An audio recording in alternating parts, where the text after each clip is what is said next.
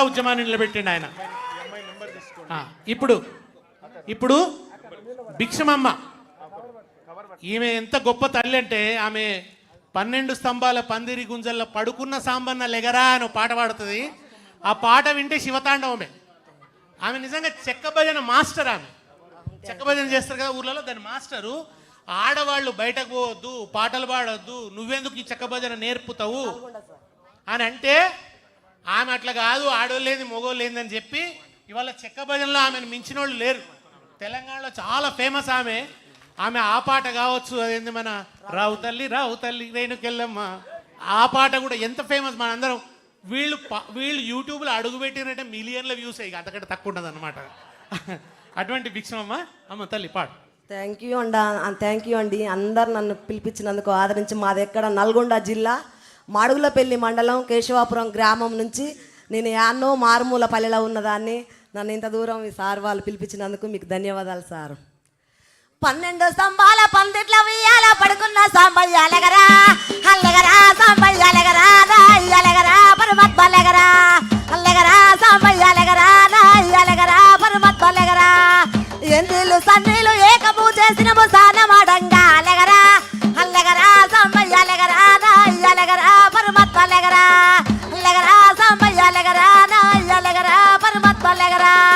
మల్లెలు మాలలు నీ కోసం తెచ్చినము అలంకరించంగా లెగరా, అల్లెగరా సాంబయ్య లెగరా, అల్లెగరా పరమాత్మ లెగరా, అల్లెగరా సాంబయ్య లెగరా, అల్లెగరా పరమాత్మ లెగరా. రావు తల్లి రేణుకెళ్ళమ్మ, మేము రాజుగారి విలువ నంపే రేణుకెళ్ళమ్మ. అమ్మా తూర్పు రాజులు రేణుకెళ్ళమ్మ, టొంగుటు యాల తెచ్చినారు రేణుకెళ్ళమ్మ. అమ్మా రావు తల్లి రేణుకెళ్ళమ్మ, మేము రాజుగారి విలువ నొప్పే, మేము రాజుగారి విలువ నొప్పే. రావు తల్లి రేణుకెళ్ళమ్మ, మేము రాజుగారి విలువ నొప్పే రేణుకెళ్ళమ్మ.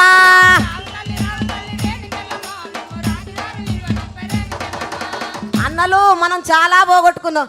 అన్నో మనకేసి అరే అన్నా, అన్నో మనకేసి అరే అన్నా.